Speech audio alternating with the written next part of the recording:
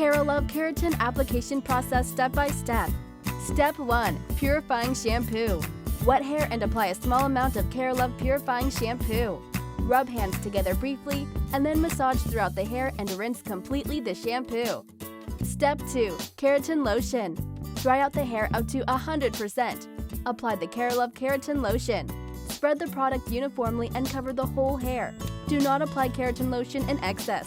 Blow dry it. Divide hair in 4 sections, then flat iron at a constant speed and pressure 5 to 10 times each section of the hair.